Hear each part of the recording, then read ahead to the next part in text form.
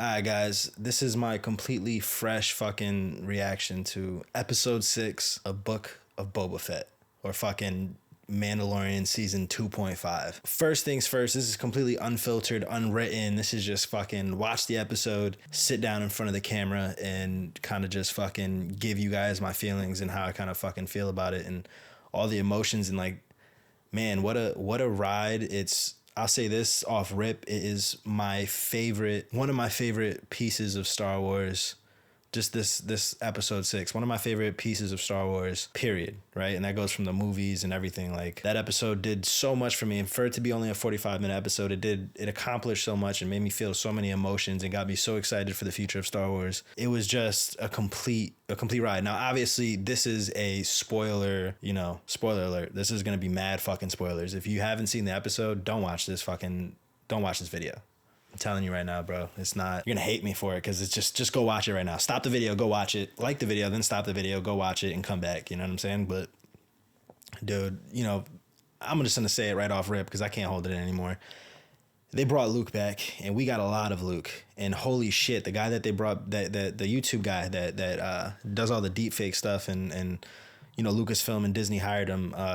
And as soon as they hired him, we all knew it was like, all right, he's going to come work on Luke because he did such a good job on the deep fake stuff compared to what they were able to do in The Mandalorian last year, which I didn't mind at all because you only got a little bit of Luke and some of the stuff was a little wonky.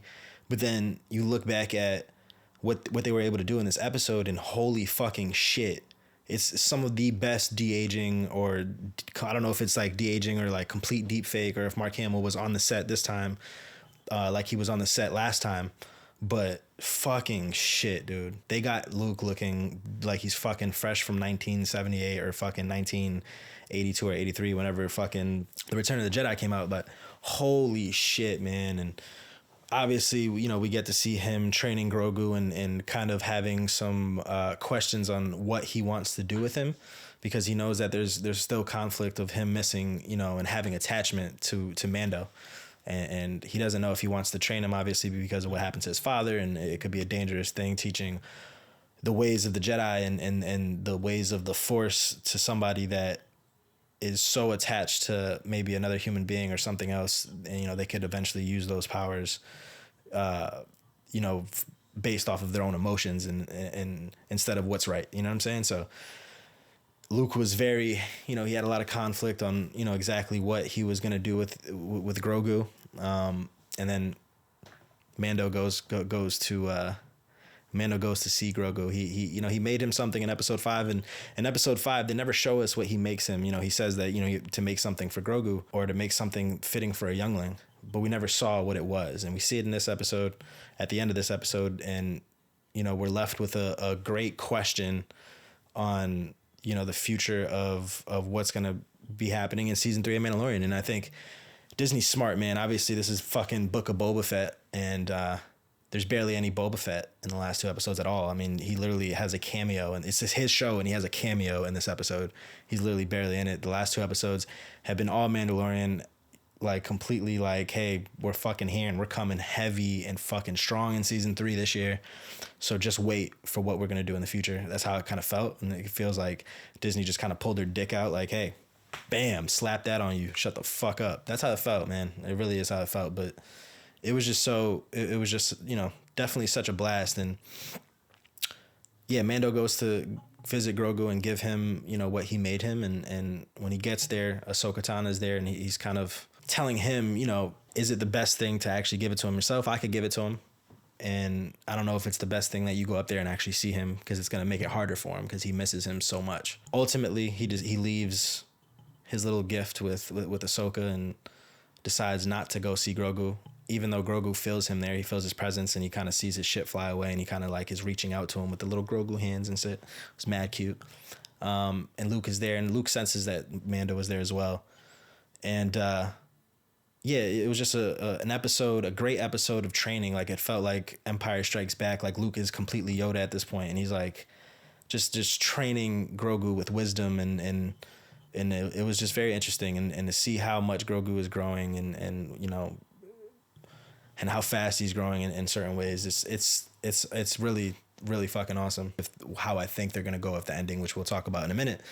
But outside of Mando, kind of seeing Grogu and going back and you know, Grogu feeling his presence and getting to see a lot of Luke and Grogu together. The majority of the episode is Luke and Grogu together, and it's pretty awesome. And you see Luke is building the school that ultimately gets burnt down by Ben Solo, but you see him starting to build that and talking about that he's making a school, and Grogu's going to be his first student, which is interesting, and it makes perfect sense with, you know, all the Star Wars lore and the timeline and how everything, you know, works itself out and matches up.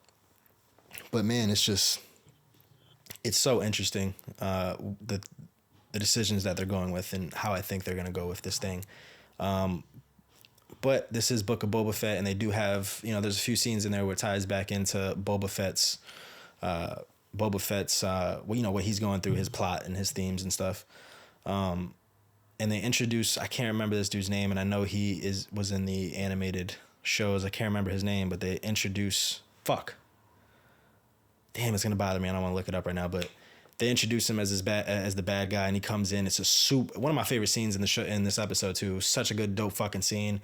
Mad fucking cowboys, 1970s John Wayne, fucking badass, dude. It was just this old school, you know, cowboy, you know, long fucking walk. He's from a distance, you know, with the fucking tumbleweeds in the fucking desert, and he comes up with his hat, just looking like a boss, like a straight up fucking space cowboy, alien space cowboy. You know, he was blue with like red eyes and shit. It's pretty badass, and I even loved his voice in this. You know, I don't like some of the voices that they pick for the alien characters. I wish they just like gave them alien voices.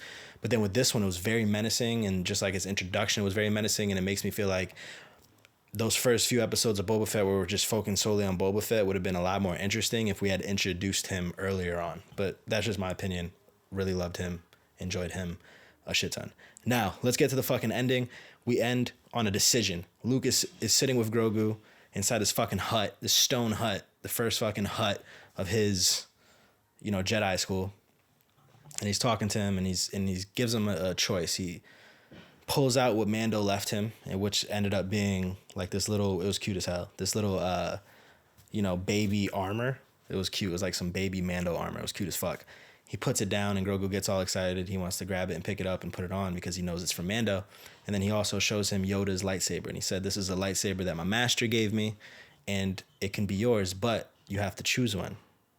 You can't have both. You either want to be a Jedi or you want to be a Mandalorian." If he chooses to be a Mandalorian, he goes back with Mando. If he chooses to be a Jedi, he'll be Luke's first student in his Jedi Academy, and he will teach him the ways of being a Jedi. And it ends. It was a beautiful ending, and it gets you super, Disney's smart because it gets you super fucking excited for what's going to happen in season 3. And my backlight just went off because it needs to be charged, but fuck it, we're going to keep it rocking the way it is right now because I don't feel like getting up, and I just have a little bit left to go. But Disney is super smart for ending it the way that they ended it, because it creates this huge excitement and a huge anticipation for what his choice is at the beginning of season 3. And I'm going to, before I end this video, because I don't want to go too long, and I gave you guys a lot of spoilers, and I kind of gave you guys my thoughts, and I kind of want to keep this video nice and concise.